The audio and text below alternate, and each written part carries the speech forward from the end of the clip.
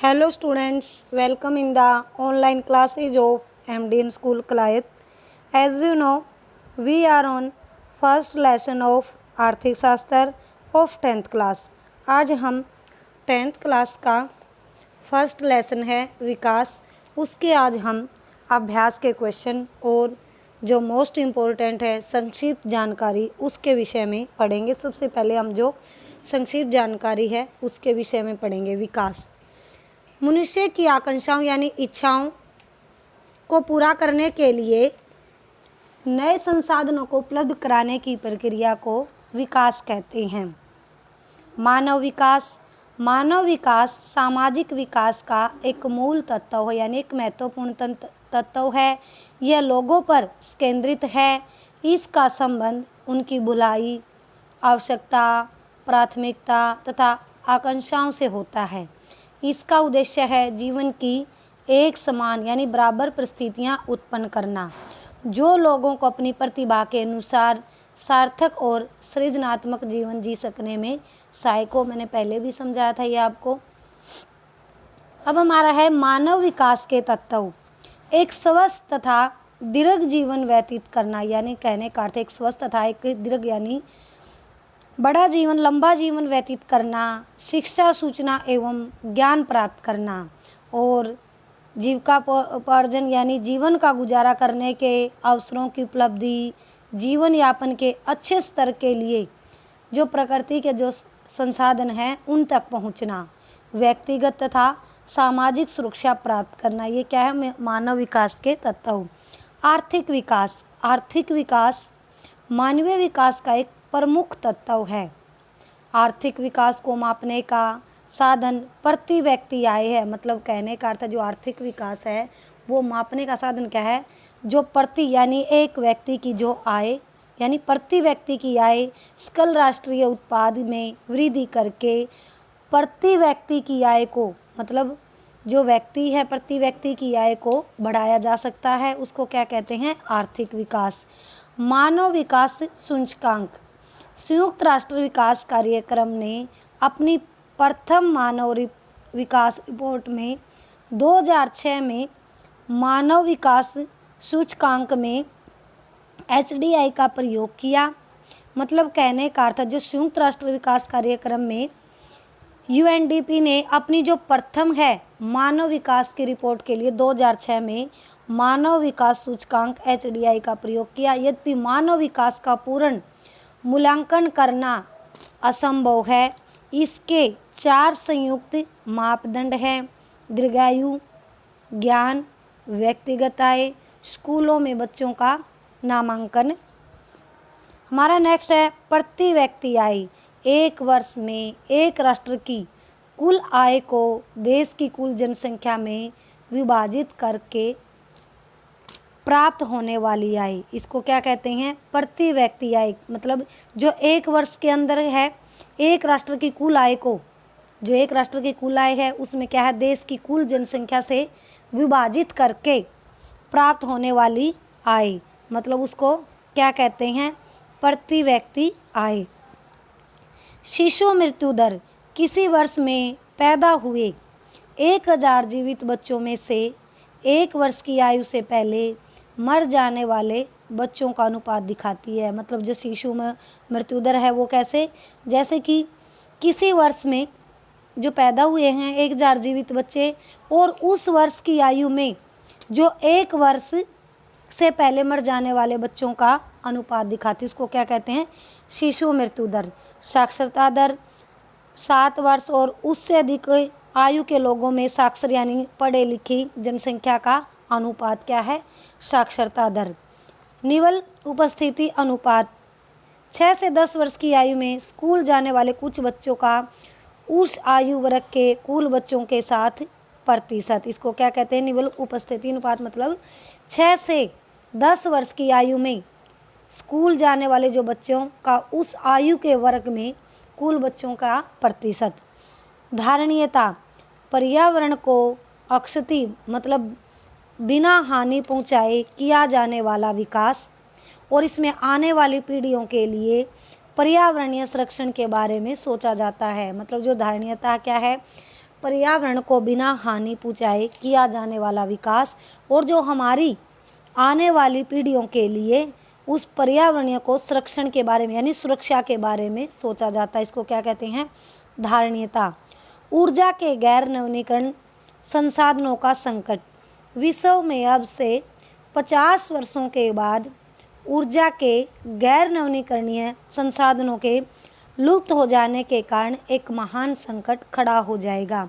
मतलब कहने का अर्थ है जो ऊर्जा के गैर नवीकरणीय संसाधनों का जो संकट है विश्व में अब से 50 वर्षों के बाद, मतलब अब से 50 वर्षों के बाद जो ऊर्जा के जो गैर नवीकरणीय संसाधन हैं उनके लुप्त हो जाने के कारण एक महान यानी बड़ा संकट खड़ा हो जाएगा, मतलब 50 वर्षों के बाद।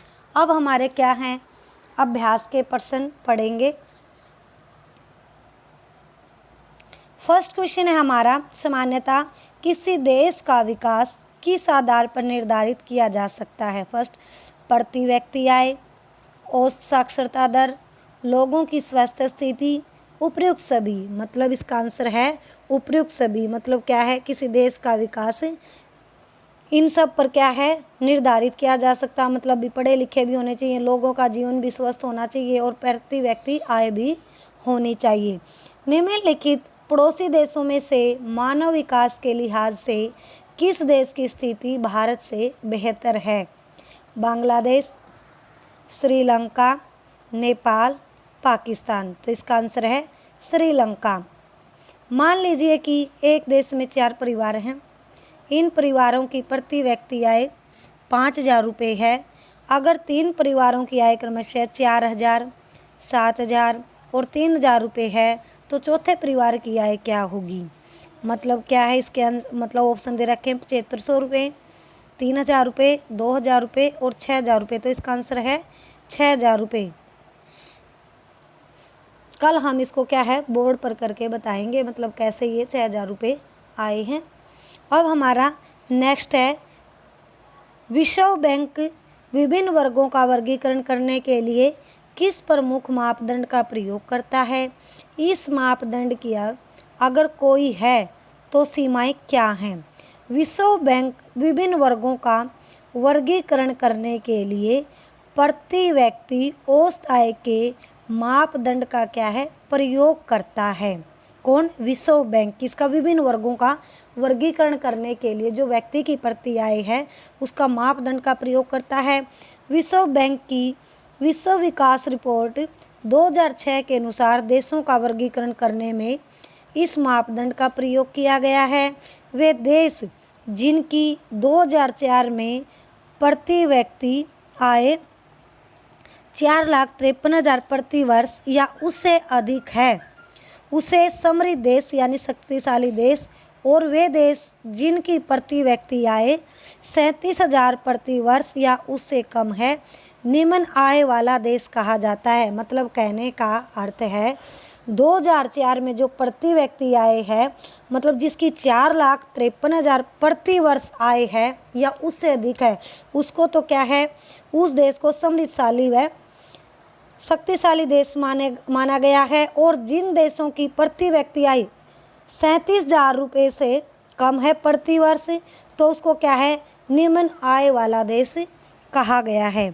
अब सीमाएं, यह मापदंड हमें आय के जो हमारी आय है आमदनी है उसके वितरण के बारे में जानकारी नहीं देता है, और ये मापदंड जो शांति, स्वास्थ्य, पर्यावरण, शिक्षा, दीर्घायु की अपेक्षा केवल जो हमारे आर्थिक मापदंड पर ही ध्यान देता, जो हमारी आर्थिक है उसके बारे में ही ध्यान देता है, आर्थिक स्थिति। हमारा नेक्स्ट क्वेश्चन है, विकास मापने का यूएनडीपी का मापदंड किन पहलुओं में विश्व बैंक के मापदंड से अलग है? यूएनडीपी द्वारा मानव विकास की गणना करने के 4 मापदंड हैं। लोगों का शैक्षिक स्तर, मतलब जो शिक्षा है और उसके बारे में, और लोगों की स्वास्थ्य स्थिति, मतलब जो लोगों की स्वास्थ्य स्थिति क्या है, और उनकी प्रति व्यक्ति औसत आय, और स्कूलों में जो बच्चों का नामांकन। और जबकि विश्व बैंक मानव विकास को केवल क्या है प्रति व्यक्ति औसत आय की गणना के आधार पर ही मापता है। अब हमारा नेक्स्ट क्वेश्चन है, हम औसत का प्रयोग क्यों करते हैं? इनके प्रयोग करने की क्या कोई सीमाएं हैं? विकास से जुड़े अपने उदाहरण को देकर स्पष्ट कीजिए। एक देश के लोगों की आर्थिक स्थिति की दूसरे देश के लोगों की आर्थिक स्थिति के साथ सही सही तुलना करने के लिए हम औसत का प्रयोग करते हैं। मतलब कहने का अर्थ है, एक देश के लोगों की आर्थिक स्थिति और जो दूसरे लोग हैं उनकी आर्थिक स्थिति में सही सही तुलना करने के लिए क्या हम औसत का प्रयोग करते हैं। औसत आय की सीमाएं क्या हैं?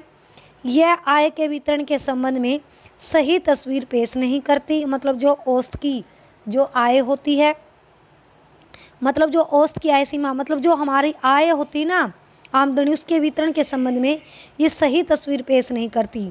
औसत आय अभौतिक वस्तुओं और सेवाओं के बारे में कोई जानकारी नहीं देती। मतलब क्या है, जो उदाहरण के तौर पर जो ये तालिका दे रखी है, दो देशों की तुलना, मतलब 2007 में नागरिकों की मासिक आय, मतलब इसके अंदर देश दे रखा है, मतलब नाम वगैरह कुछ नहीं है, देश कै और खै।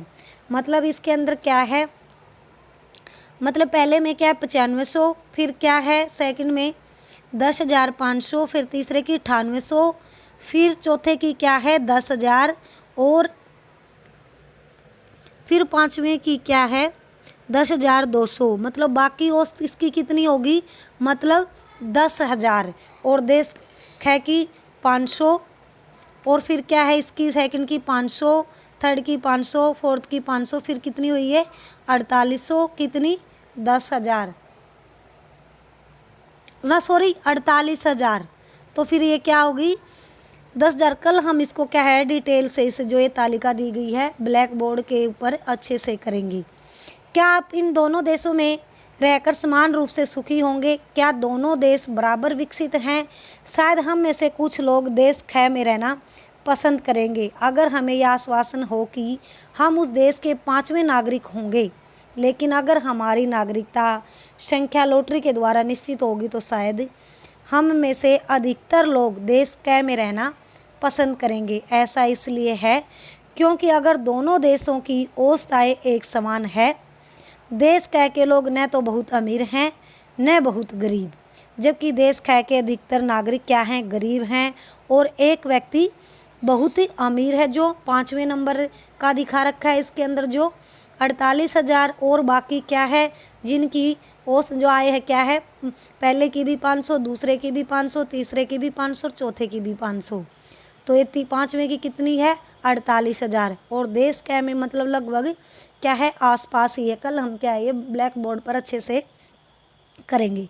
हमारा नेक्स्ट क्वेश्चन है, प्रति व्यक्ति आय कम होने पर भी केरल का मानव विकास क्रमांक पंजाब से ऊंचा है, इसलिए प्रति व्यक्ति आय एक उपयोगी मापदंड बिल्कुल नहीं है और राज्यों की तुलना के लिए इसका उपयोग नहीं करना चाहिए।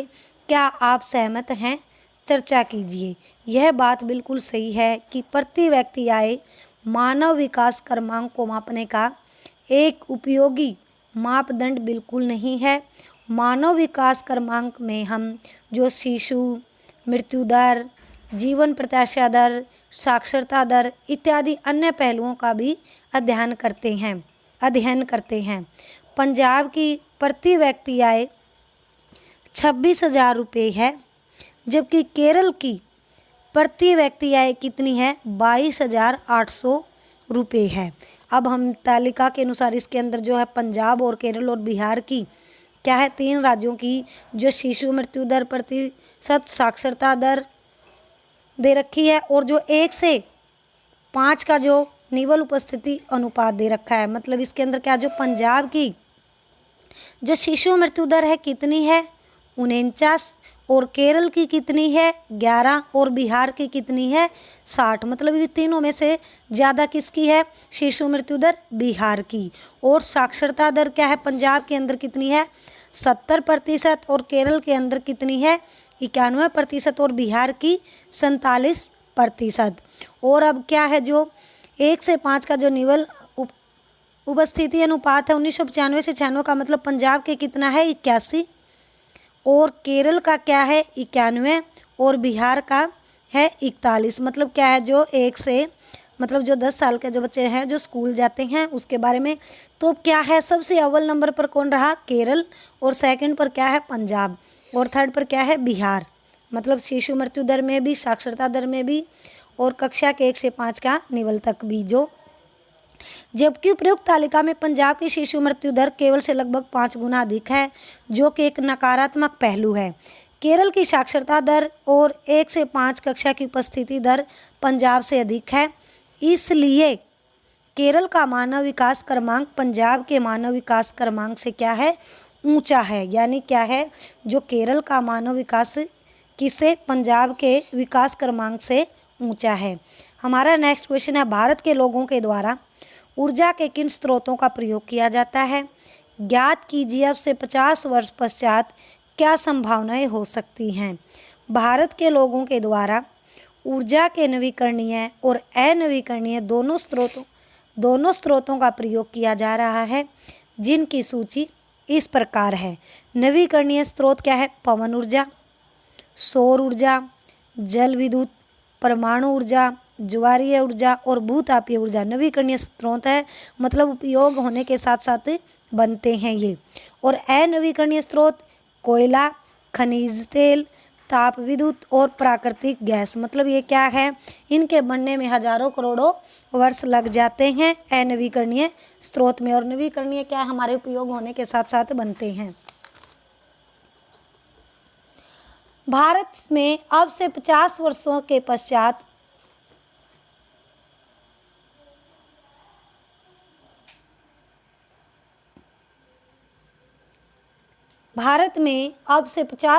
के पश्चात ऊर्जा के अनवीकरणीय स्रोतों का भंडार नष्ट हो जाएगा। किसने? 50 वर्षों के पश्चात भारत को अपनी ऊर्जा ज़रूरतों को पूरा करने के लिए या तो बहुत महंगी कीमतों पर विदेशों से इन संसाधनों का आयात करना पड़ेगा, जो कि देश की अर्थव्यवस्था के लिए क्या है? बहुत घातक होगा। और या फिर ऊर्जा के नवीकरणीय संसाधनों के विकास पर अधिक से अधिक बल देना होगा, क्योंकि जो अनवीकरणीय स्रोत है उनको बढ़ने में हजारों करोड़ों वर्ष लग जाते हैं। इसलिए क्या है, ये 50 वर्षों के पश्चात जो ऊर्जा के अनवीकरणीय स्रोत है, जो भंडार हैं, वो नष्ट हो जाएंगे और भारत को अपनी ऊर्जा की ज़रूरतों के लिए पूरा करने के लिए बहुत महंगी कीमत पर विदेशों के इन संसाधनों का क्या है? आयात करना पड़ेगा। या फिर हमें क्या है, जो हमारे नवीकरणीय संसाधन हैं उनके विकास पर अधिक से अधिक बल यानी जोर देना होगा। हमारा नेक्स्ट क्वेश्चन है, धारणीयता का विषय विकास के लिए क्यों महत्वपूर्ण है? धारणीयता का अर्थ है पर्यावरण को नुकसान पहुंचाए बिना किया जाने वाला विकास। धारणीयता की अवधारणा में हम भावी पीढ़ी यानी भविष्य में आने वाली पीढ़ी की आवश्यकता को ध्यान में रखकर विकास करते हैं। मतलब हमारा कहने का अर्थ है भी जो पर्यावरण को बिना नुकसान पहुंचाए विकास किया जाने वाला विकास, उसको क्या कहते हैं? धारणीयता। और धारणीयता की अवधारणा में जो हमारी आने वाली पीढ़ी की आवश्यकताओं को ध्यान में रखकर विकास करते हैं। आज धारणीयता का विषय विकास के लिए बहुत ही महत्वपूर्ण है। हमारे वैज्ञानिक चेतावनी देते आ रहे हैं कि विकास का वर्तमान स्तर और प्रकार धारणीय नहीं है। यदि हम धारणीयता की अवधारणा की अवहेलना करते हुए अनवीकरणीय ऊर्जा संसाधनों का इसी तरह प्रयोग करते रहे तो अब से 50 वर्षों के बाद हमारे सामने एक गंभीर संकट खड़ा हो जाएगा। किसको? अनवीकरणीय ऊर्जा संसाधनों को लेकर। अब हमारा नेक्स्ट क्वेश्चन है, धरती के पास सब लोगों की आवश्यकताओं को पूरा करने के लिए पर्याप्त संसाधन है, लेकिन एक ही व्यक्ति के लालच को पूरा करने के लिए पर्याप्त संसाधन नहीं है। यह कथन विकास की चर्चा में कैसे प्रासंगिक है? चर्चा कीजिए। हमारी धरती के पास संसाधनों के अपार भंडार हैं। यदि हमारी धारणीयता को ध्यान में रखकर संसाधनों का प्रयोग करते हैं तो धरती हमें निराश नहीं करेगी। मतलब धारणीयता क्या? मतलब बिना पर्यावरण को नुकसान पहुंचाए विकास करना। और यह हमारी आवश्यकताओं की पूर्ति के लिए उन्हें उपलब्ध कराती रहेगी। लेकिन यदि कोई व्यक्ति लालचवश मतलब लालच में आकर संसाधनों का दुरुपयोग करता है तो धरती के पास एक अकेले व्यक्ति के लालच को पूरा करने के लिए संसाधनों का क्या है, अकाल पड़ जाएगा। और संसाधनों का दुरुपयोग अमानवीय है। इससे एक व्यक्ति के लालच के कारण पूरे समुदाय या समाज के संसाधनों को से वंचित रहना पड़ सकता है। मतलब कहने का अर्थ है एक व्यक्ति के लालच के कारण पूरे समुदाय या समाज के संसाधनों से क्या है, वंचित रहना पड़ सकता है। इससे देश का विकास रुक जाएगा और देश का संतुलित विकास होता रहे। इसके लिए आवश्यक है कि जरूरी है कि संसाधनों का उचित मतलब नियोजन करके मतलब योजना बना के उनके अनुसार प्रयोग करें। अब हमारे क्या है, अभ्यास के क्वेश्चन कंप्लीट हो चुके हैं और जो मैंने आपको अभ्यास के क्वेश्चन पढ़ाए हैं आप उनको अच्छे से लर्न करोगे, कॉपी पर राइट करोगे। Thank you students, have a nice day. घर पर रहें, सुरक्षित रहें।